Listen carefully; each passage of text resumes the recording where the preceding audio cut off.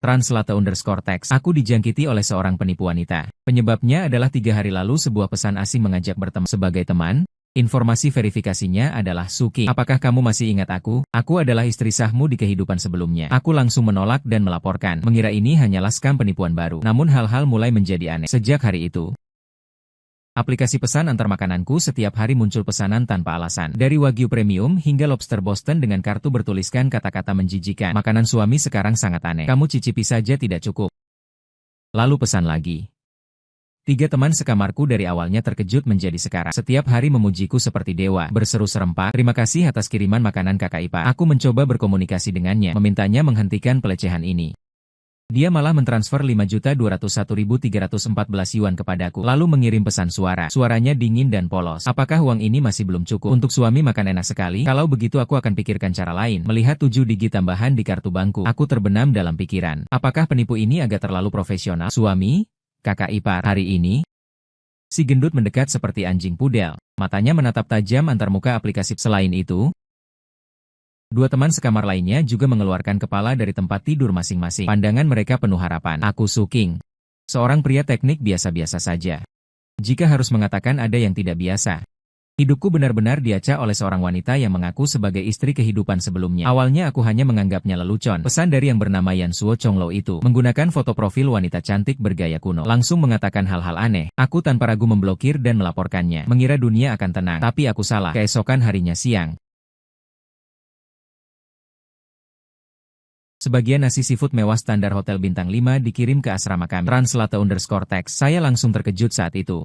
Akun pesan antar saya tidak pernah terhubung dengan metode pembayaran orang lain. Bagaimana dia melakukannya? Awalnya teman sekamar masih bercanda. Kapan saya diam-diam punya pacar wanita kaya seperti itu tanpa sepengetahuan mereka? Sampai saya menunjukkan rekaman chat dengan mantan istri itu kepada mereka. Seluruh asrama terjebak dalam keheningan. Bro, kamu ini diteror oleh siluman zaman baru. Chow Ho mendorong kacamatanya, menganalisis dengan wajah serius. Atau mungkin ada bos tersembunyi yang sedang mengalami kehidupan, sekalian menguji kita.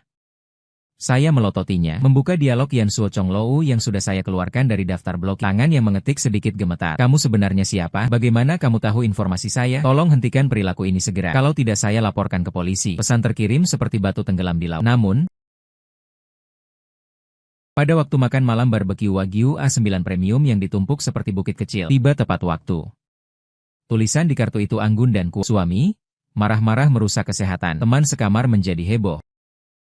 Mereka bersorak-sorai menyebut kakak ipar dermawan dan membagi-bagi daging yang bahkan namanya saja tidak bisa saya sebutkan. Tapi saya sama sekali tidak nafsu makan. Hanya merasa kedinginan naik dari bawah kaki. Ini sudah melampaui batas lelucon. Dia tidak hanya tahu nama saya, nomor telepon, asrama sekolah, bahkan bisa mengontrol akun pesan antar saya dengan tepat. Suking, jujur saja, apa kamu di luar punya hutang asmara? Si gendut sambil mengunyah iga sapi bertanya kepadaku dengan suara tidak jelas. Malas memperhatikannya, membuka kembali informasi wanita itu. Kali ini saya memutuskan untuk mencoba strategi lain. Kalau cara keras tidak berhasil, maka coba cara lunak. Saya harus mencari tahu apa yang sebenarnya dia inginkan. Saya tarik napas dalam. Mulai meniru pola yang diajarkan para blogger perasaan, mencoba berkomunikasi dengannya. Sebenarnya makanan yang kamu kirim enak sekali. Saya mengetik kata-kata tidak tulus ini. Translate_text adalah stiker emoticon yang sangat senang sampai terbang. Kemudian dia mengirim pesan, asalkan suami suka. Yuming, kamu mau makan apa? Ternyata memang lebih lunak daripada keras. Aku menekan kegelisahan di hati, memutuskan untuk mengikuti ucapannya, untuk menguji diriku lebih lanjut. Terserah kamu atur saja. Tapi kenapa kamu begitu baik padaku? Karena kamu adalah suamiku. Dia menjawab dengan penuh keyakinan, seolah ini adalah kebenaran yang tak terbantahkan. Aku merasa lelah. Sepertinya sulit berdebat dengan orang yang hidup di dunianya sendiri. Tapi kita sekarang di zaman modern, bukan kehidupan sebelumnya. Aku mencoba menyadarkannya.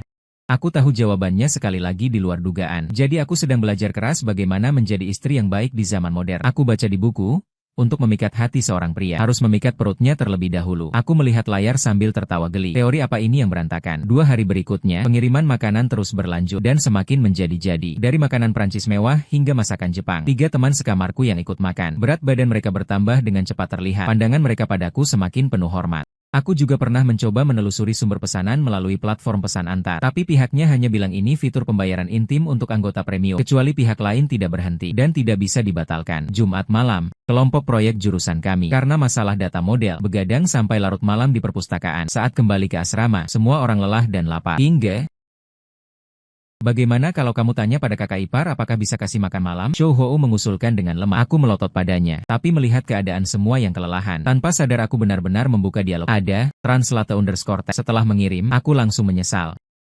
Kenapa aku juga mulai bergantung pada penipu wanita aneh ini. Namun kali ini pihak lain tidak langsung membalas setelah setengah jam. Tepat saat kami pikir sudah tidak ada harapan. Saat sedang menyiapkan mie instan, ponselku bergetar dengan gila-gilaan. Bukan telepon dari layanan pesan antar, melainkan sebuah pemberitahuan SMS dari Ban. Pelanggan yang terhormat. Rekening kartu tabungan Anda dengan nomor akhir XXXX pada tanggal 20 bulan 20 pukul 23.15 telah menerima transfer sebesar RMB 5.201.314 yuan. Saldo saat ini adalah 5.203.426,50 yuan. Aku menatap deretan angka itu, menghitungnya berulang sebanyak 3 kali. Satuan puluhan ratusan ribu 5.200.000. Seluruh tubuhku seakan tersambar petir membeku di tempat asrama langsung hening. Kepala 3 teman sekamar serentak mendekat. Melihat layar ponselku, mulut mereka menganga lebar bisa memasukkan sebuah telepon. Kemudian, suara notifikasi informasi berbunyi. Yan Suo Chong Lou mengirimkan sebuah pesan suara. Dengan tangan gemetar, aku membukanya. Suara perempuan yang dingin dan sedikit bingung terdengar dari speaker suara. Suami, aku sudah memeriksa, sepertinya kalian orang modern lebih menyukai ini uang saku ini. Kamu pakai dulu untuk makan apa yang diinginkan. Pesan sendiri kalau tidak cukup, aku akan memikirkan cara lain. Bangsat.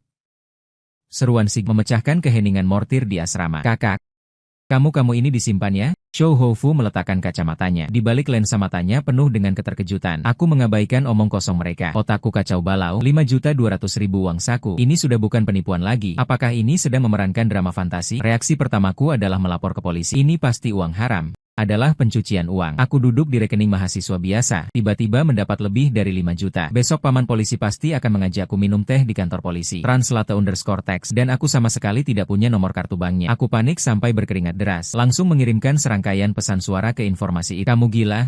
Cepat berikan nomor kartumu padaku. Aku akan mengembalikan uangnya. Aku tidak mau uangmu.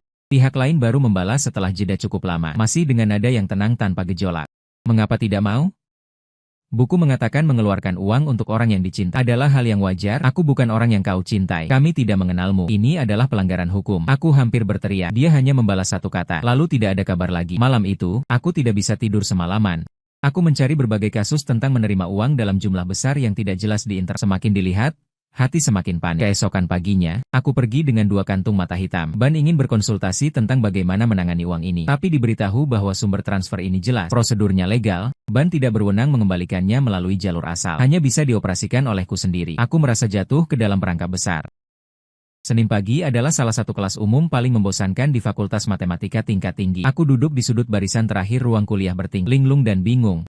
Seluruh pikiran dipenuhi oleh rangkaian angka astronomi itu. Tepat ketika profesor berbicara tanpa henti di podium, menerangkan kalkulus diferensial, ruang kuliah bertingkat. Pintu belakang yang berat berderit didorong terbuka. Semua pandangan tertarik ke sana. Seorang perempuan berdiri di pintu. Dia mengenakan gaun putih sederhana, rambut panjang sampai pinggang, beraura dingin dan elegan, seperti tidak memakan makanan duniawi. Begitu dia muncul, udara di seluruh ruang kelas menjadi lebih hening. Aku mengenalnya.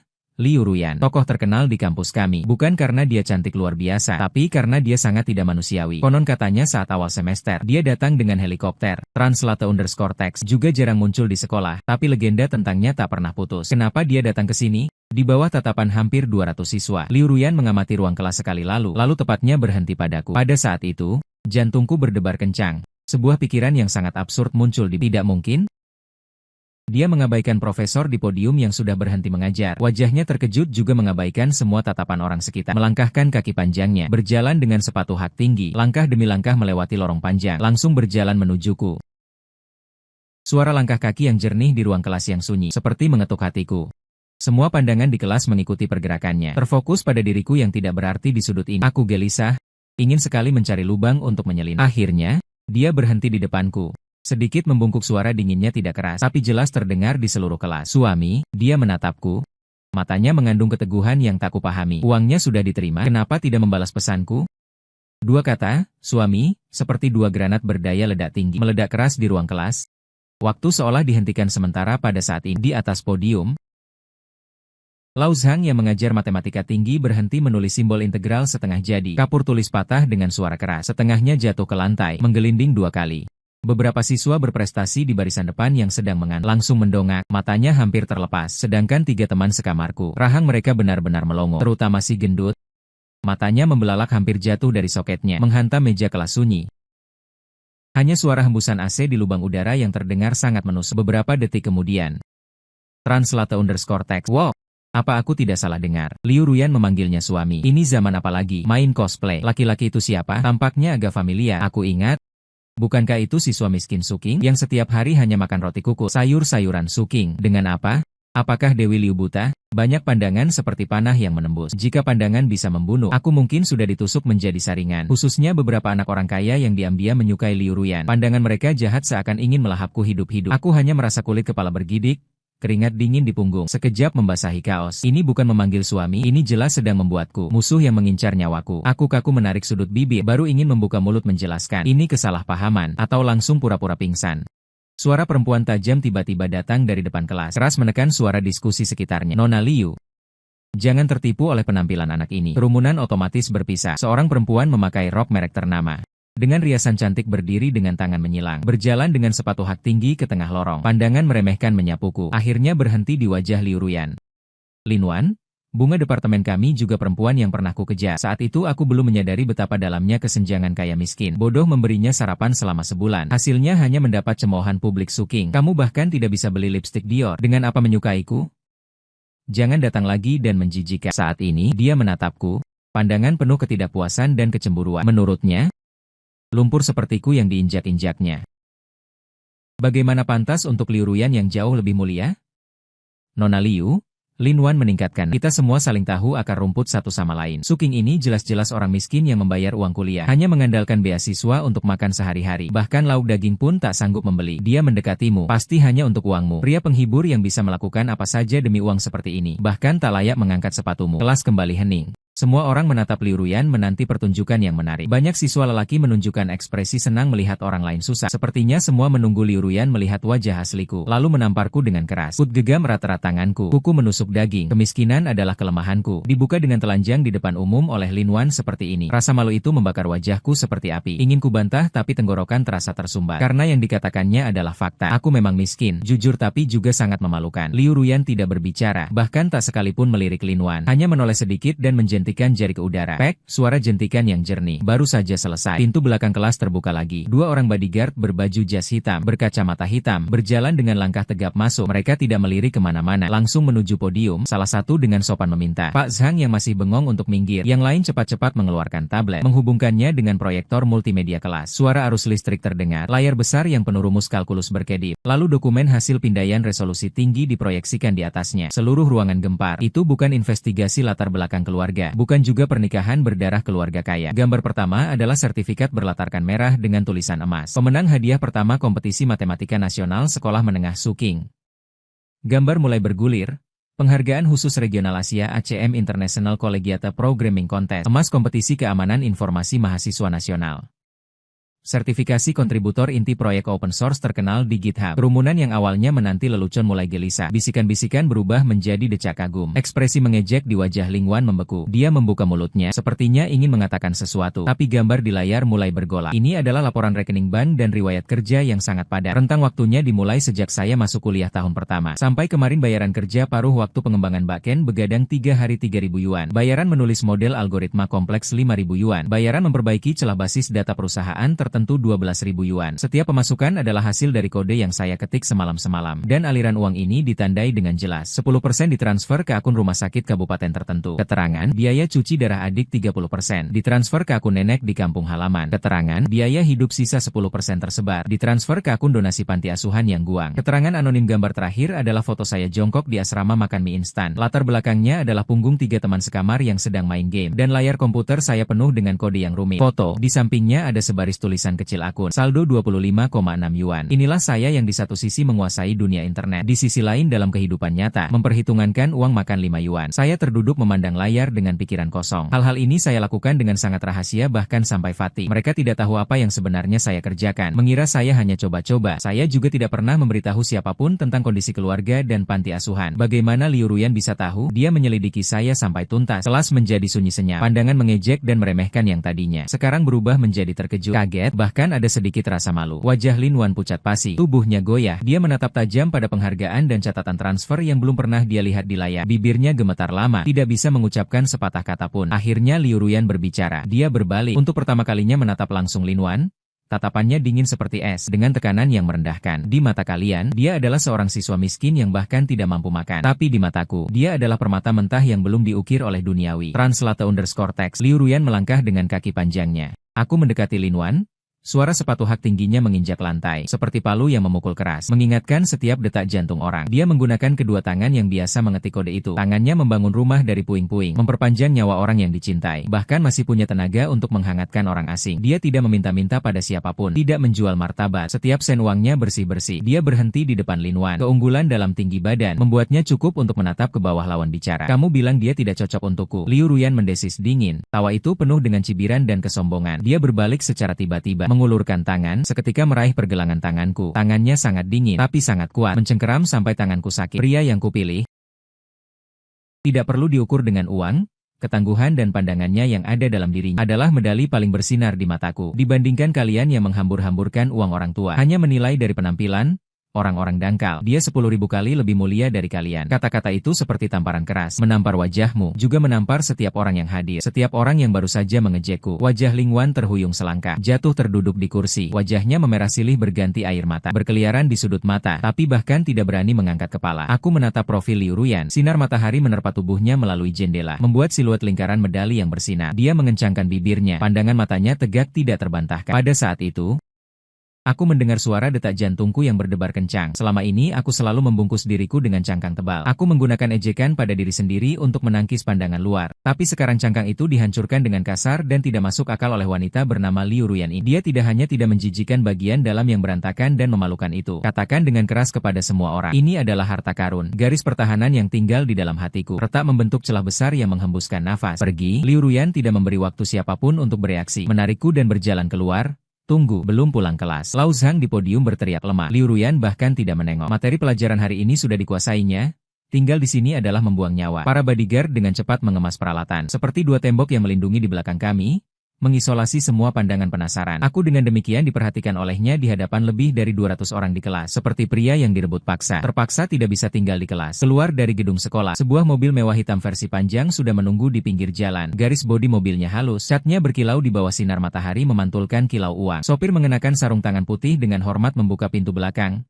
Naik mobil. Liu Ruyan melepaskan tanganku, berkata singkat dan padat. Mau kemana? Aku masih ada kelas siang ini. Aku mencoba membantah sedikit. Meskipun adegan tadi sangat keren, tapi perkembangannya terlalu cepat. Aku agak tidak bisa mengikuti ritme. Minta izin dulu. Liu Ruyan tidak peduli. Langsung menyuduhku masuk ke dalam mobil, lalu sendiri juga masuk. Pintu mobil ditutup dengan bunyi, bung. Ruang dalam mobil luasnya menakutkan. AC-nya sangat dingin, bahkan ada wewangian samar. Jendela mobil naik, mengisolasi dunia yang berisik di luar. Liu Ruyan bersandar di kursi kulit. Baru saja di dalam kelas, aura ratu yang sangat agresif itu tiba-tiba berkurang beberapa tingkat, digantikan oleh kelelahan yang samar. Dia mengusap pelipisnya, mengambil sebuah amplop kertas coklat dari rak di samping, lalu melemparkannya ke pangkuanku. Apa ini? Aku bingung, melepaskan tanganku.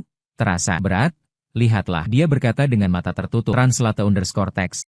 Saya menutup mata dan mengeluarkan dokumen dari dalamnya dengan lidah. Awalnya mengira itu lagi-lagi catatan transfer atau sesuatu seperti sertifikat proper. Tapi setelah dilihat lebih teliti, beberapa huruf tebal di judul hampir membuatku melempar dokumen itu. Draft perjanjian pemenuhan kewajiban pasca pernikahan. Tanganku gemetar, dokumen berhamburan. Apa maksudnya? Aku menelan ludah, merasa tenggorokan kering. Liu Ruyan membuka matanya. Sepasang bola mata indah itu menatapku langsung. Sudut bibirnya melengkung membentuk senyum main-main. Tubuhnya sedikit condong ke depan, memperpendek jarak antara kita. Secara refleks aku menyusut ke belakang, sampai punggungku menempel erat pada pintu mobil tanpa bisa mundur lagi. Karena identitas dan latar belakangmu sudah terbongkar, aku juga sudah membalaskan dendammu. Sekarang seluruh kampus tahu kau adalah orangku. Dia mengulurkan jari-jarinya yang ramping, menunjuk ringan dokumen di tanganku. Suaranya rendah dan penuh godaan, suamiku. Sudah waktunya pulang bersamaku dan memenuhi kewajiban sebagai suami. Perjanjian pemenuhan kewajiban pasca pernikahan itu bahkan belum sempat kubuka.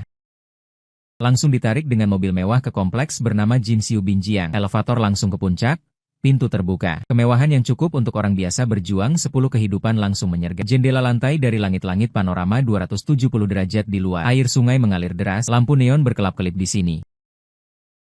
Berlindung sebentar. Liu Ruyan dengan santai melempar tas sermisnya yang mahal ke pintu, mengenakan sepasang sandal berbulu. Nadanya biasa saja, seperti sedang menyuruhku membuang sampah. Kamu terlalu menonjol hari ini, di sekolah sudah kuajukan cuti seminggu untukmu. Orang seperti itu balas dendam di hati. Beberapa hari ini kembali ke asrama tidak aman. Aku berdiri di pintu, tangan masih membawa kantong kertas coklat berisi perjanjian. Pergi, bukan tinggal juga bukan perjanjian itu. Baru saja aku ingin bertanya, apa sebenarnya yang terjadi? Makan dulu, Liu Ruyan menyela. Ibu Zhang sudah selesai memasak lalu pergi. Semuanya masih hangat. Aku didorong oleh aura tegasnya yang tak terbantahkan hingga sampai di meja makan. Di atas meja tersedia 2 porsi steak Wellington dan beberapa piring lauk pendamping yang cantik. Aku duduk dan mengambil pisau serta garpu secara mekanis. Energi sepanjang hari ini terlalu ajaib. CPU otakku sudah kelebihan beban dan sangat butuh tambahan energi. Baru saja memotong sepotong daging, bersiap menyuapkannya ke mulut. Sebuah tangan putih tiba-tiba meraih dan mengambil piring makan di depanku. Kamu mau apa? Secara refleks aku melindungi makananku. Liu Ruyan mengabaikanku. Dia menunduk dengan konsentrasi penuh. Pisau dan garpu di tangannya menari dengan gesit. Dia memotong steak itu menjadi potongan-potongan berbentuk belah ketupat berukuran rata. Aku terdiam. Ini adalah kebiasaan makanku yang aneh. Aku tidak suka potongan daging berbentuk persegi atau persegi panjang. Selalu merasa terselip di gigi. Hanya dipotong menjadi bentuk belah ketupat dan dikunyah mengikuti seratnya baru terasa nyaman. Kebiasaan ini bahkan ibuku sendiri tidak tahu. Karena makan daging merah di rumah tidak bisa dipotong seperti itu. Kemudian dia mengambil mangkuk supku dengan sendok.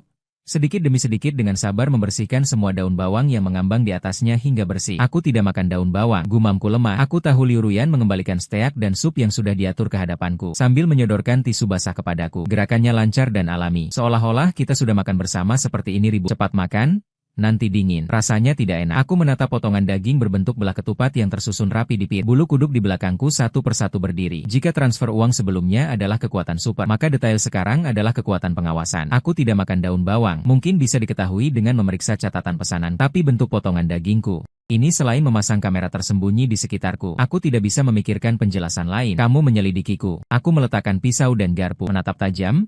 Tangan Liu Ruyan yang sedang memotong daging berhenti sebentar, mengangkat kepala. Translate_text. Di mata itu ternyata terlihat sedikit kepasrahan. Aku sudah bilang kita suami istri. Dia meletakkan pisau dan garpu, menyangga dagu sambil melihatku ikut campur. Kita sudah hidup bersama selama 30 tahun. Semua kebiasaan kecilmu sudah kukukir di dalam otak. 30 tahun. Aku menyeringai dingin. Waktu itu aku belum lahir ya.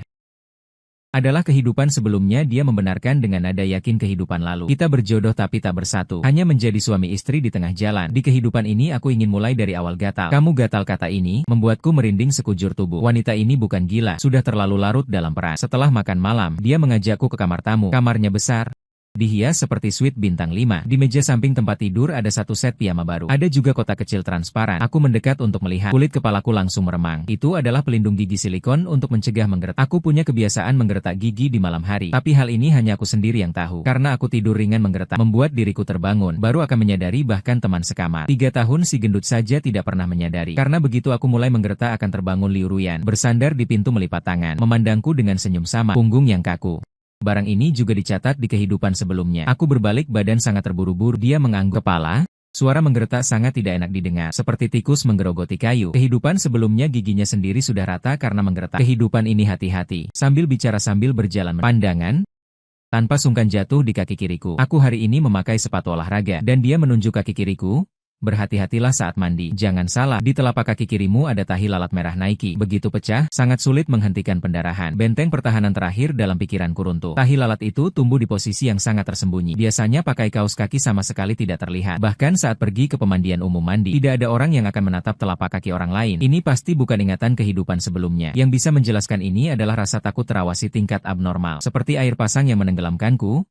Wanita ini sangat mengenalku, sedangkan aku tidak tahu apa-apa tentangnya. Aku seperti orang transparan, berdiri telanjang di depannya. Aku pergi mandi, kamu tidur lebih awal. Liu Ruyan tampaknya sangat puas dengan ekspresi ketakutanku, mengulurkan tangan ingin membelai kepalaku. Kuhindari dengan memiringkan kepala. Dia juga tidak marah, tertawa ringan, berbalik dan keluar dari kamar. Bersamaan dengan suara pintu kamar utama tertutup, lalu disusul suara gemericik air. Dia pergi mandi. Ini kesempatan. Aku berjalan jinjit keluar dari kamar tamu. Di apartemen luas ini dipasang karpet tebal, menyedot semua suara langkah kaki. Aku seperti pencuri yang menyusup, menahan napas sampai di pintu ruang kerjanya. Pintu sedikit terbuka. Kumasuki dengan mendorong pintu, tidak menyalakan lampu. Dengan cepat memindai ruangan dengan cahaya bulan dari jendela. Aku ingin mencari perangkat pengawas atau laporan investigasi tentangku. Asal menemukan bukti, aku bisa melapor ke polisi atau setidaknya bisa membongkar kebohongannya. Meja tulisnya besar, di atasnya penuh dengan berbagai dokumen. Dengan cepat ku cari. Kebanyakan adalah laporan bisnis dan kontrak yang tidak ku mengerti. Tiba-tiba, punggung dua buku memantulkan cahaya aneh di bawah sinar bulan. Mereka diletakkan dengan rapi di atas meja, di posisi paling mencolok. Sepertinya sering dibaca orang. Aku mendekat untuk melihat. Jantungku berhenti berdetak sebentar. Buku di sebelah kiri berjudul, Bagaimana Cara Merawat Secara Ilmiah Seorang Pria Sains dengan Sampul Seorang Pria Berkacamata. Terkunci di depan pintu. Di sini memegang papan sirkuit lalu berubah menjadi lebih menyeramkan. Hipnosis dan penanaman memori. Dari pemula hingga mahir. Dengan tangan gemetar ku buka buku hipnosis dan penanaman memori itu. Di dalam halaman buku terselip banyak pembatas. Di atasnya penuh dengan catatan. Target memiliki pertahanan psikologis yang kuat. Perlu membangun perasaan takdir. Mengulangi sugesti psikologis dan penanaman konsep kehidupan sebelumnya. Memanfaatkan detail untuk menghancurkan pertahanan psikologis. Setiap kata bagaikan palu. Menghentak keras di ubun-ubunku. Apa pasangan kehidupan sebelumnya? Apa kasih sayang yang mendalam? Ini adalah sebuah permainan dari awal sampai akhir. Dia sama sekali bukan wanita penyayang yang terlahir kembali. Dia adalah seorang mania kontrol yang psikopat. Dia menggunakan cara-cara ini untuk mencuciku. Membuatku percaya pada ingatan yang tidak ada. Membuatku dengan rela menjadi mainan atau percobaannya. Suara air di kamar mandi berhenti. Aku ketakutan sampai gemetaran. Buru-buru menutup buku dan mengembalikannya ke tempatnya. Lalu seperti kelinci ketakutan melesat kembali ke kamar tamu. Masuk ke dalam selimut dan menggigil. Malam ini, aku membuka mata. Sampai pagi. Keesokan harinya pagi-pagi. Liu Ruyan tampaknya sedang dalam mood yang baik. Bahkan bersenandung sambil membuat sarapan. Aku ingin kembali ke kampus untuk mengambil beberapa dokumen. Beritahu dia aku berusaha membuat suaraku terdengar tenang. Tidak berani menatap matanya. Liu Ruyan sedang menuang susu. Gerakannya berhenti sebentar. Lalu menoleh. Senyumnya lembut. Suruh supir mengantarmu. Tidak perlu. Aku naik kereta sendiri. Cepat, aku hampir berteriak. Lalu menyadari. Reaksiku berlebihan. Cepat-cepat mencari. Tidak. Aku ingin sekalian menghilangkan stres sebentar. Dia menatapku selama beberapa detik. Pandangan matanya seolah bisa menembus semua penyamaranku. Tepat saat kukira dia akan menolak. Dia menganggukkan kepala. Pergi cepat pulang, cepat melarikan diri dari rumah mewah bagai penjara itu. Aku merasa napas jadi lebih lancar. Tentu saja. Tidak kembali ke sekolah. Aku duduk di ruang konsultasi klinik psikologi yang sangat privasi. Di seberang duduk seorang profesor tua berambut putih. Juga ahli hipnosis dan memori paling terkenal di kota ini. Untuk mendapatkan nomornya, aku menghabiskan semua tabungan pribadi yang terkumpul selama beberapa tahun ini. Dokter, aku ingin tahu apakah aku kehilangan ingatan. Aku memegang sandaran kursi dengan buku-buku jari yang memutih. Atau apakah ingatan kehidupan masa laluku disegel oleh seseorang. Profesor tua mendorong kacamatanya. Memandangiku dengan tatapan seperti melihat orang gila. Tapi tetap profesional mengeluarkan jam saku.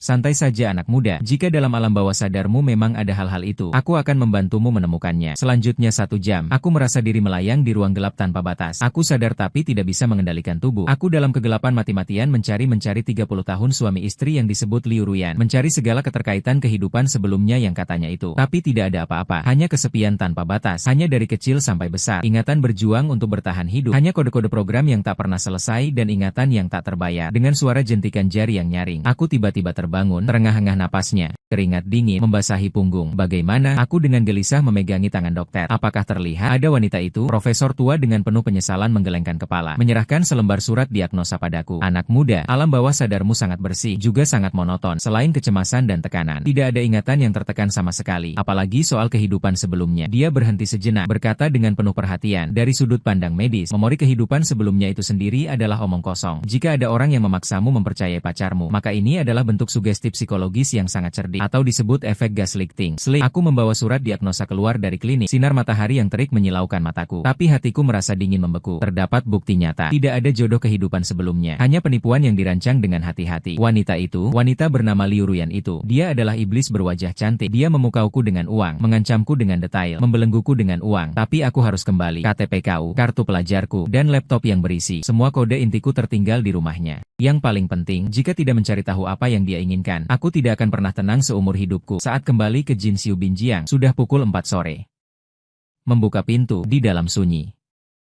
Liu Ruyan tidak ada di ruang tamu. Di atas meja teh ada kotak kado hitam besar. Di sampingnya tertindih nota kecil. Sayang, aku belikan hadiah kecil untukmu. Semoga kamu menyukainya. Cintamu, Yan. Tulisan tangannya halus dan penuh dengan rasa manis yang memualkan. Aku mendekat dan membuka kotak kado. Di dalamnya ada satu set keyboard mekanik khusus, casing dari bahan aluminium aviation, switch dan keycaps yang awalnya mahal, dengan warna hitam abu yang paling kusukai. Ini adalah gambar konsep yang pernah kuposting di saat itu hanya mengeluh terlalu mahal, tidak mampu membeli. Dia benar-benar memantau setiap gerak-gerikku. Perasaanku campur aduk. Membelai casing logam dingin keyboard itu, bobotnya yang solid memang membuatnya sulit untuk dilepaskan. Tiba-tiba jariku menyentuh kotak kemasannya. Busa di bagian bawah terasa tidak biasa. Tekstur busa yang kusentuh terasa longgar dan melesat, seolah ada lapisan tersembunyi di bawahnya. Dengan gerakan refleks, Kukaitkan tepi busanya, kutarik keras ke atas, sebuah foto terpeleset keluar dengan ringannya, jatuh di atas karpet. Kuambil sambil membungkuk. Ini adalah foto lama yang agak menguning. Kualitas gambarnya tidak begitu jelas, seperti diambil dengan kamera film jadul dengan latar belakang reruntuhan. Di antara puing-puing yang berserakan, dua anak kotor duduk berdampingan di atas batu besar. Di sebelah kiri ada anak laki-laki, kurus seperti monyet, wajahnya penuh lumpur. Hanya sepasang mata yang waspada yang terlihat. Itu aku yang berusia 7 tahun. Ku kenali kaos dalam bolong itu. Itu seragam standar panti asuhan. Di sebelah kanan ada anak perempuan, berkain gaun renda putih yang elegan tapi sudah kotor dan rob, memeluk erat boneka beruang Teddy berkaki patah di pangkuannya. Dia sedang menoleh sambil menyerahkan setengah roti kukus di tangannya kepada anak laki-laki itu. Tanganku mulai gemetar hebat. Aku belum pernah melihat foto ini sebelumnya, dan dalam ingatanku, tidak ada sama sekali fragmen tentang gadis kecil ini. Di tahun ke-7 usia itu, terjadi kebakaran hebat di panti asuhan. Aku sakit parah. Setelah sadar, banyak hal yang tidak bisa kuingat dengan jelas. Kubalikan fotonya. Di bagian belakang foto tertulis sebaris tanggal dengan tinta pulpen yang memudar. 12 Mei 2008. Tepat 15 tahun yang lalu, kujepit foto yang menguning itu. Ujung jariku mulai kejang di luar kendali. Tepi foto sudah aus dan berbulu. Tanggal 12 Mei 2008 di bagian belakang, bagaikan besi panas membara, membakar retina mataku dengan keras. Pada saat itu, seolah ada sesuatu yang meledak di kedalaman otak. Rasa sakit yang hebat menerjang seperti air pasang, menyelimuti seluruh kemampuan berpikir. Terpaksa kulepaskan foto itu. Kedua tangan memegang erat kepalaku. Seluruh tubuh meringkuk di atas karpet. Translate_text. Telinga tidak lagi mendengar keheningan rumah pemandangan sungai, melainkan suara hujan yang riuh, suara tangisan, dan mimpi yang keruh oleh lumpur. Sebuah kenangan yang kusegel selama 15 tahun. Di bawah rangsangan foto ini, dibuka paksa dengan brutal. Tahun itu aku berusia 7 tahun. Karena kampung halaman dilanda banjir, orang tua harus merenovasi rumah. Sementara menitipkanku di panti asuhan desa di kabupaten sebelah. Kondisinya sangat buruk. Lebih tepat disebut tempat makan daripada panti asuhan. Dia mengangkat kepala, matanya besar sekali menakutkan, penuh dengan ketakutan dan kewaspadaan. Itulah pertemuan pertama kami. Kemudian adegan berubah. Malam hari hujan lebat. Dia demam tinggi. Panas seperti tungku. Penjaga panti asuhan mabuk. Sama sekali tidak peduli aku melihat napasnya semakin lemah. Wajahnya memerah terbakar. Hanya satu pikiran dalam hatiku. Dia akan mati. Anak 7 tahun itu membuat keputusan yang sekarang terlihat gila. Kubopong dia masuk ke dalam hujan. Waktu itu aku kurus seperti tauge. Menggendongnya seperti menggendong gunung. 10 li jalan gunung semuanya lumpur. Air hujan bercampur lumpur menutupi mataku. Sepatu sudah lama terlepas. Telapak kaki terluka oleh batu tajam berdarah-darah. Setiap mengangkat kaki seperti menari di ujung pisau. Aku tidak tahu jatuh berapa kali. Lutut terluka, telapak tangan lecet. Jangan tidur, jangan sampai tertidur. Ku berteriak di telinganya lagi dan lagi. Suara serak, sampai aku sendiri tidak mendengarnya. Dia menempel di punggungku, air mata yang membakar mengalir ke leherku. Itulah satu-satunya kehangatan di malam hujan itu. Aku ingat, semuanya ingat. Sama sekali tidak ada suami istri kehidupan sebelumnya. Juga tidak ada jodoh kehidupan sebelumnya. Si bisu kecil yang kubawa jalan 10 li ke dokter kaki untuk minta pertolongan. Translate_text. Gadis kecil yang tak ada kabar sejak saat itu adalah Liu Ruyan. Tidak heran dia tahu semua kebiasaan makan saya. Karena di kuil tua itu, kami berbagi satu roti kukus yang sama, minum semangkuk bubur yang sama. Tidak heran dia tahu ada tahi lalat di telapak kakiku. Karena malam itu ketika dokter kaki telanjang mengeluarkan lepuh dan kerikil dari telapak kaki, dia berdiri di samping, menatap kakiku dengan tajam. Melihatku terengah-engah, keringat dingin membasahi piyama. Foto di karpet itu. Dua anak kotor tersenyum padaku. Senyuman itu menembus waktu 15 tahun. Seperti pisau tajam yang menembus semua kebohongan. Klik. Kunci elektronik pintu masuk berbunyi, lalu terbuka. Suara sepatu hak tinggi menginjak lantai terdengar. Dari jauh hingga dekat, aku berdiri menyandari sofa. Tangan menggenggam erat foto itu. Sendi memutih. Liu Ruyan membawa beberapa tas belanja masuk. Wajahnya dengan senyuman lembut yang membuatku sulit ditebak. Suami bangun begitu awal. Aku membeli beberapa.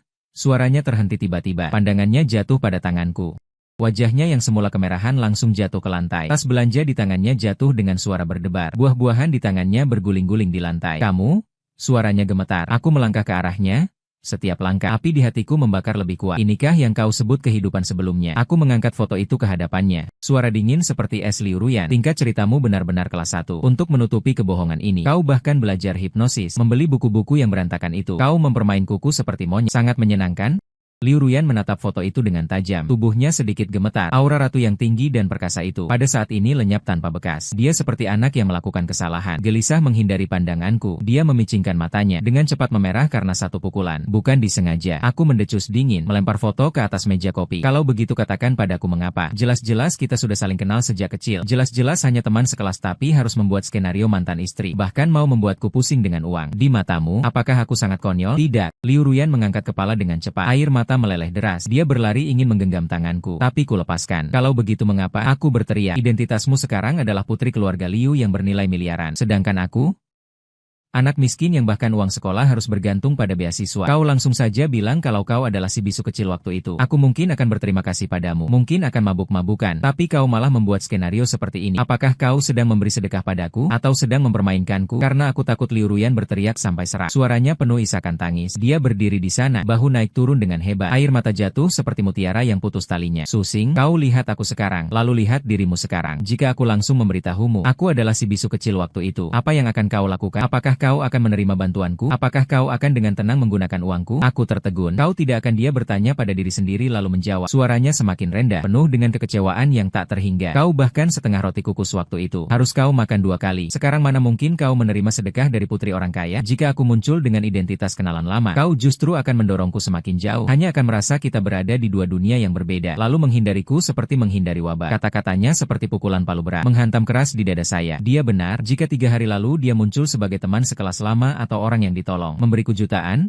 memberiku mobil mewah, kamu akan menerima uang keanggotaan itu, menolak tanpa ragu, lalu tidak berhubungan selamanya. Karena kemiskinan, jadi aku sensitif. Karena rendah diri, jadi aku lebih peduli pada harga diri yang menyedihkan itu. Jadi kamu mengarang sebuah kehidupan sebelumnya. Aku menatapnya, nada suara agak melunak, tapi ganjalan di hati masih ada. Karena hanya suami istri, hanya takdir, yang bisa membuatmu merasa semua ini wajar. Liu Ruyan menyeka air matanya, mengendus ingus, matanya memancarkan ketegaran yang dikatakan buku. Jika itu adalah hutang dari kehidupan sebelumnya atau jodoh yang ditakdirkan, pria akan menurunkan pertahanannya. Aku tidak ingin kamu merasa ini sedekah. Aku ingin kamu merasa ini hutangku. Adalah yang pantas kamu dapatkan. Dia melangkah maju, mata yang selalu dingin dan penuh perhitungan itu. Sekarang hanya tersisa kejujuran dan kehati-hatian yang telanjang. Suking 15 tahun. Aku mencarimu 15 tahun. Dulu aku tidak bisa melakukan apa-apa. Hanya bisa menangis di punggungmu. Sekarang aku mampu. Aku ingin memberikan semua yang terbaik di dunia ini padamu. Ini salah. Aku melihat gadis yang menangis terseduh-seduh di depan mata ini. Amarah di hatiku seperti dipadamkan hujan deras. Digantikan oleh perasaan campur aduk yang tidak jelas. Liu Ruyan yang sombong itu, si wanita kaya yang menghambur-hamburkan uang, ternyata dasarnya masih adalah si kecil bisu yang mengikuti dari belakangku, yang perlu kulindungi. Dia menggunakan segala cara untuk merajut kebohongan, mempelajari hipnotis terkutuk itu, hanya untuk mempertahankan harga diriku yang menyedihkan. Aku membuka mulut, tenggorokan terasa kering. Aku tidak memanggilmu suami lagi, bisa tidak? Liu Ruyan dengan hati-hati menatapku, seperti sedang menunggu vonis. Jangan pergi, jangan acuhkan aku. Selain kamu aku tidak percaya siapapun. Kalimat ini langsung menghancurkan pertahanan terakhirku. Malam hujan 15 tahun lalu, dia juga seperti ini, memegang bajuku, matanya penuh ketergantungan. Aku menghela napas, berjalan mendekat, mengulurkan tangan dengan kikuk membantu menghapus air mata di wajahnya. Dasar bodoh, aku memaki pelan. Kalau memang balas budi, langsung beri cek saja, tidak bisakah? Harus dibuat serumit ini cek. Kamu akan merobeknya. Dia terseduh-seduh membantah. Sekarang tidak akan lagi. Aku menatap matanya dengan serius berkata, karena aku tahu siapa kamu. Liu Ruyan tertegun sejenak, lalu tertawa sambil menangis. Senyuman itu sudah tidak ada. Sama sekali tidak ada kepura-puraan dan kedalaman sebelumnya. Bersih seperti langit setelah hujan. Kesalahpahaman teratasi. Perasaan tegang yang seperti siap tempur di udara menghilang, digantikan oleh keakraban yang halus. Jarak antara kita tidak pernah sedekat ini. Bukan lagi skenario palsu suami istri kehidupan sebelumnya. Bukan lagi konfrontasi kelas antara orang kaya dan si miskin. Melainkan 2 jiwa yang saling bergantung dalam penderitaan. Bertemu kembali setelah melampaui 15 tahun. Aku menatapnya, detak jantung mulai berakselerate. Mungkin pengalaman absurd ini benar-benar bisa memiliki awal yang normal. Jadi apakah perjanjian itu masih berlaku? Dia tiba-tiba bertanya dengan wajah memerah. Pandangan mata berkeliaran. Perjanjian apa? Ciuman setelah menikah. Aku baru ingin menggerutu. Dering telepon yang menusuk telinga tiba-tiba memecahkan keheningan ini. Itu telepon Liu Ruyan. Dia mengerutkan kening, mengeluarkan ponsel dari saku. Di layar tertulis 2 kata, Ayah. Halo ayah. Dia mengangkat telepon. Translate_text. Nadanya kembali terdengar dingin seperti biasanya. Namun seketika wajahnya berubah pucat pasi. Bahkan lebih buruk dari saat kebohongannya terbongkar tadi. Kepucatan itu adalah abu-abu kematian yang tanpa darah. Apa yang kau katakan? Suaranya gemetar. Seluruh tubuhnya seperti kehilangan tulang dan goyah tak stabil. Ponsel model terbaru terlepas dari tangannya, jatuh berat di lantai marmer. Layarnya hancur berkeping-keping. Ada apa? Hatiku sesak. Ada firasat sangat buruk yang menggelayut. Segera kupegang dia untuk menahannya. Liu Ruyan menoleh memandangku. Matanya kosong. Keputusasaan yang membuat orang bergidik ngeri. Kegembiraan dan rasa malu pertemuan kembali tadi lenyap tanpa bekas. Digantikan oleh ketakutan yang sangat mendalam. Dia membuka mulutnya, bibirnya bergetar. Lama sekali baru bisa mengucapkan satu kalimat utuh. Suking? Lupakan aku. Setelah berkata demikian, dia mendorongku dengan kuat, berbalik dan langsung berlari ke pintu. Kutangkap pergelangan tangannya. Apa yang sebenarnya terjadi? Jelaskan dengan jelas. Tepat saat itu, layar ponselku di meja tiba-tiba menyala. Sebuah pemberitahuan berita muncul, ditemani suara notifikasi yang menusuk. Tulisan besar berwarna merah darah langsung menyakiti mataku. Berita darurat besar. Kerajaan miliaran runtuh. Rantai keuangan grup Liu benar-benar putus. Terdakwa melakukan kecurangan keuangan besar, mencapai puluhan miliar. Direktur utama telah dibawa untuk penyelidikan polisi. Saham Liu anjlok tajam saat pembukaan. Penurunannya mencapai 99%. Saat aku terbangun, kepalaku sakit sekali. Cahaya di luar jendela menyilaukan. Jendela lantai ke langit dari apartemen dengan pemandangan sungai tidak tertutup tirai. Aku bangun dari karpet, leher terasa sakit dan kaku. Tadi malam aku tertidur begitu saja di lantai ruang tamu. Rumah sunyi sekali. Menakutkan. Liu Ruyan tidak menjawab panggilanku. Wanita yang kemarin masih menangis dan berkata, "Aku tidak percaya siapapun selain kamu, itu telah menghilang." Foto bersama 15 tahun yang lalu di meja itu telah lenyap, digantikan oleh selembar kertas surat yang terlipat rapi. Saya membuka mina, coretan sendiri, seperti suking yang ditulis terburu-buru. Jodoh telah habis, jangan dirindukan. Lubang tanpa dasar keluarga Liu ini, tidak sanggup kubawa, dan tidak ingin menyeretmu ke dalamnya. Uangku tinggalkan untukmu, sebagai ganti rugi untuk tahun itu. Lupakan aku, hiduplah dengan baik. Kuambil ponsel dan menghubungi nomornya. Maaf, pengguna yang Anda hubungi telah mematikan telepon. Membuka pesan muncul tanda seru merah.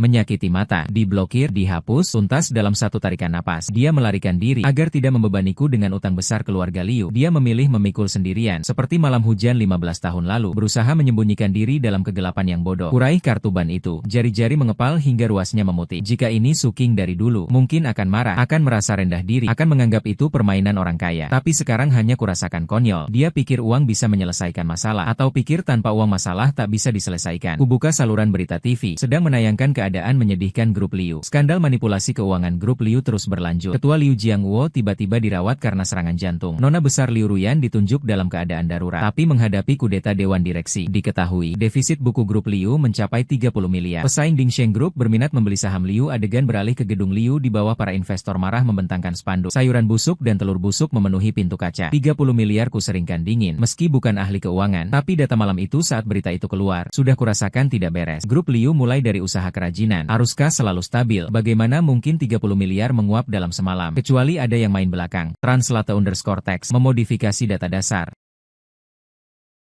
Aku duduk di depan komputer high-end yang diberikan Liu Ruyan padaku dan menggerakkan pergelangan tanganku. Karena kau meninggalkan 5,2 juta untukku sebagai biaya perpisahan, maka aku akan membuat uang ini memainkan nilai yang seharusnya. Aku membuka antarmuka web hitam. Itu adalah platform penyewaan daya komputasi dark web. Bagi seorang hacker top, uang bukan untuk dihamburkan, tapi untuk membeli senjata. Dan di era digital ini,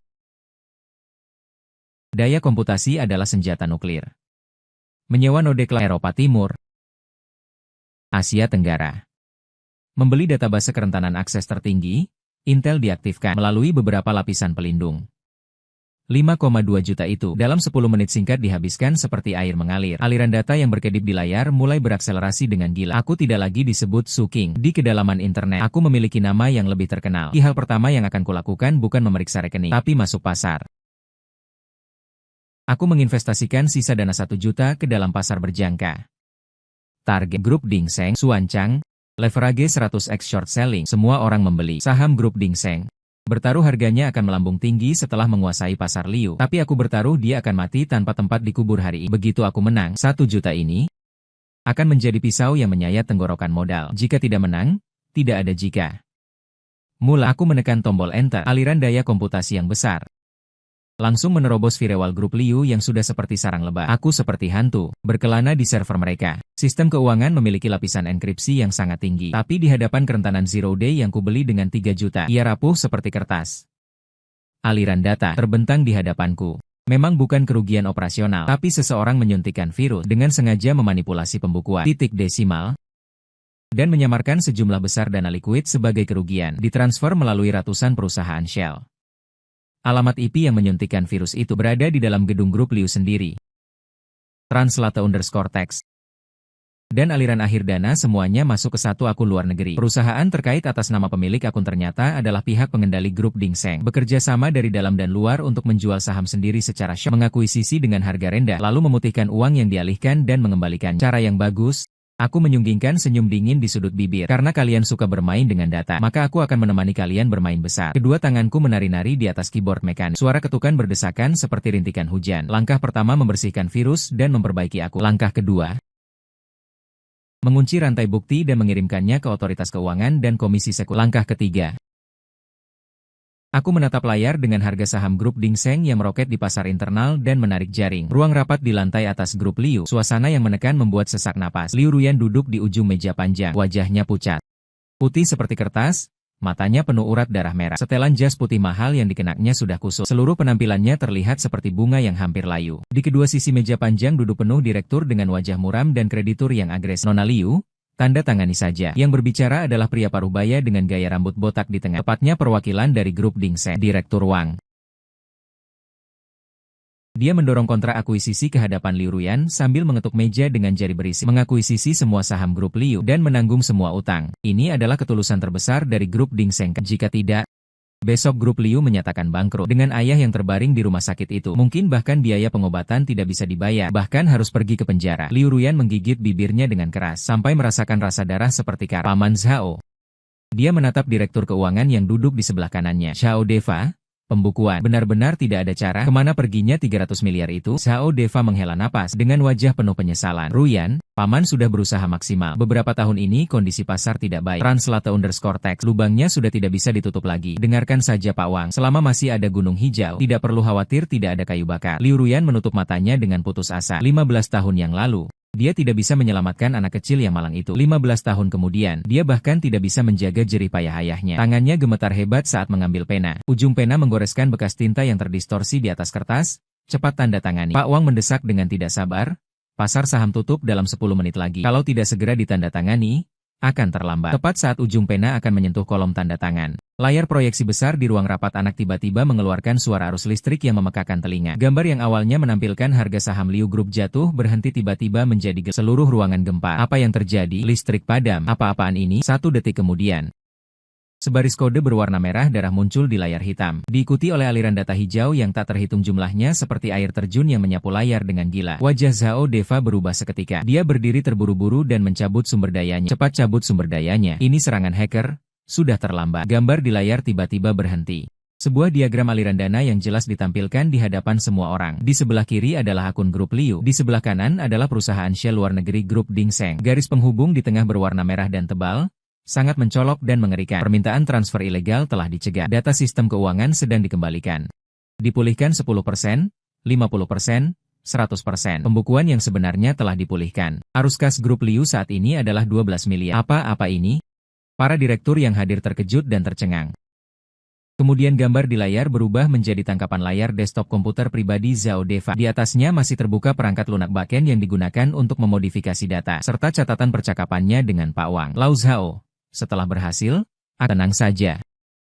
Pak Wang, si gadis kecil keluarga Liu itu tidak mengerti apa-apa. Cukup ditakut-takuti sedikit pasti langsung tanda tangan. Keheningan yang sangat mencekam. Kaki Zhao Deva lemas dan lunglai. Duduk di kursi dengan wajah pucat pasi. Menunjuk layar dengan gemetar memfitnah. Ini adalah perbuatan He Cheng yang melanggar hukum. Pintu kayu merah tebal ruang rapat ditendang terbuka. Guncangan hebat membuat semua orang kaget serentak menatap ke pintu. Aku berdiri di sana mengenakan. Itu adalah hoodie yang dibelikan Liu Ruyan untukku hari itu. Celana jeans bahkan belum sempat berganti. Kaki mengenakan sepatu kets biasa. Tapi aku berdiri tegak tatapan tajam bagai pisau. Menyapu setiap orang sukses berjas high-end yang hadir. Siapa bilang keluarga Liu sudah tamat? Aku melangkah besar masuk ke ruang rapat. Setiap langkah diinjak dengan berat, seperti menginjak detak jantung mereka. Satpam ingin menghalangi. Dipantau kembali oleh tatapan mataku. Semangat yang baru saja membantai di dunia maya, belum sepenuhnya hilang, membuatku terlihat seperti pedang yang baru saja keluar dari sarungnya. Liu Ruyan memandangku terpana. Pena di tangannya jatuh dengan suara patah ke atas meja. Susu King tidak percaya dengan matanya sendiri. Jelas sudah sempat berganti. Jelas sudah memblokir semua jalan. Mengapa dia masih bisa muncul di sini? Aku tidak menghiraukannya. Dia berjalan langsung ke depan CEO Wang yang masih berteriak. Anda adalah Wang Gang dari Dingseng. CEO Wang tertekan oleh auraku. Dengan susah payah berdiri. Siapa kau? Satpam usir dia. Aku datang untuk menagih hutang. Aku mengambil kontrak akuisisi di atas meja. Di hadapannya dengan perlahan menyobeknya menjadi serpihan. Kemudian menebarkannya. Serpihan kertas beterbangan. Seperti salju putih jatuh di wajah berminyak CEO Wang. Grup Dingseng Anda diduga melakukan penipuan bisnis, pencurian rahasia dagang ilegal dan pencucian uang. Barusan aku sudah mengirim semua bukti kepada Jin Zhenju. Sekarang, mobil polisi seharusnya sudah ada di bawah gedung. CEO Wang berubah pucat, baru ingin mengeluarkan ponsel. Suara sirene sudah terdengar di luar ruang rapat. Selain itu, aku mendekat ke telinganya menggunakan suara yang hanya bisa didengar oleh kami berdua berkata, terima kasih atas bantuannya. Short selling tadi membuatku mendapat banyak keuntungan. Polisi menerobos masuk ke ruang rapat, langsung menahan Zhao Deva dan Direktur Wang yang berusaha kabur. Suasana menjadi kacau balau. Semua direktur merasa waspada. Wajah yang baru saja memaksa pengakuan tiba-tiba berubah menjadi menjilat. Tapi aku tidak sempat menghiraukan para oportunis ini. Aku berbalik memandang. Yang masih duduk di kursi utama. Seperti kehilangan jiwa Liu Ruyan. Dia menatapku, air mata berlinang di matanya. Tapi dengan keras kepala tidak mau menahannya. Bukankah sudah kusuruh kamu pergi? Suaranya serak. Bukankah sudah kusuruh kamu lupakan? Apa kamu bodoh? Aku berjalan mendekatinya. Kedua tangan menopang di tepi meja rapat. Mengurungnya di antara kursi dan lenganku. Memandangnya dari atas. Tinggalkan 5 juta untukku. Sendiri menanggung risiko miliaran. Kau kira aku Suking ini orang seperti apa? Liu Ruyan yang hidup mengandalkan orang lain tidak bisa menahan lagi. Air mata meleleh deras. Tapi aku sudah tidak punya uang. Liu Jia, kali ini bahkan jika bisa bertahan, seperti sangat kelelahan, aku tidak bisa membuatmu diam. Mulut memotong ocehannya, mengeluarkan ponsel dari saku, membuka akun sekuritas, mengarahkan layar ke hadapannya. Itu adalah saldo akun futuresku. Short selling terhadap Ding Sheng Group tadi dan penurunan tajam setelah Ding Sheng meledak, membuat modal 1 juta itu berlipat ganda menjadi angka yang menakutkan. Puluhan ratusan ribu.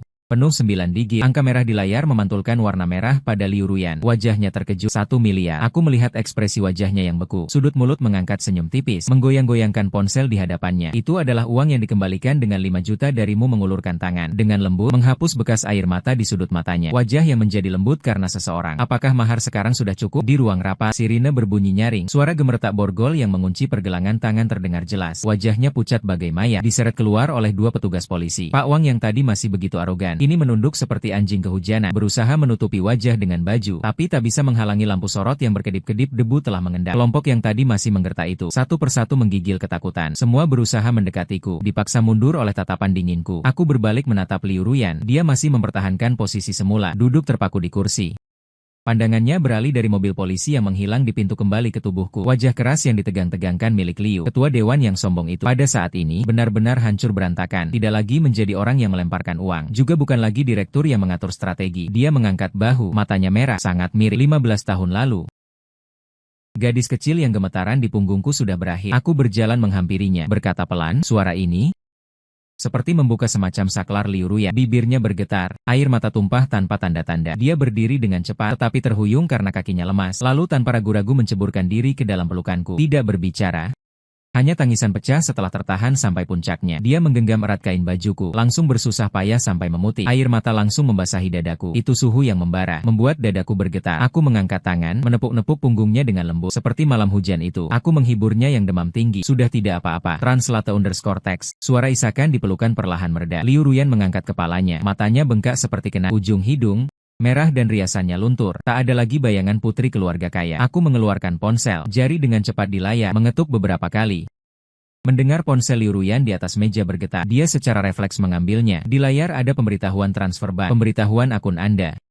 Pada hari ini menerima transfer RMB 105,2 juta. Dia membelalakan matanya, terkejut memandangku. Pokok 5,2 juta, sisanya adalah bunga. Aku menyimpan ponsel, bicara dengan tenang, 100 juta ini adalah tiket masuk yang kau berikan padaku. Hasil jerih payahku, sekarang dikembalikan kepada pemilik aslinya. Aku tidak mau, Liu Ruyan, jadi buru-buru, ingin menyodorkan ponselnya kembali padaku. Ini hasil jerih payahmu, itu kemampuanmu. Lagi pula arus kas keluarga Liu sudah pulih, tidak butuh ini. Ambil, aku menahan tangannya, bicara dengan tegas. Lubang keluarga Liu memang sudah ditutup.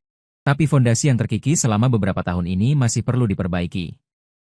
Anggap uang sebagai investasiku. Keluarga Liu harus ingat beri bagi hasil padaku nanti. Liu Ruyan masih ingin berkata lagi, tapi tiba-tiba aku berlut. Di ruang rapat,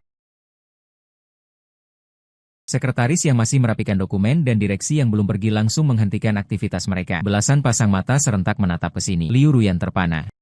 Seluruh tubuhnya kaku di tempat, bahkan lupa bernapas. Aku mengeluarkan kotak beludru kecil dari saku celana jin. Membukanya, tidak ada berlian sebesar telur merpati. Tidak ada desain yang menyilaukan mata. Hanya sebuah cincin lingkaran perak polos. Ini ku beli saat melewati mall kemarin. Saat itu aku belum pergi ke dark web. Translate_text.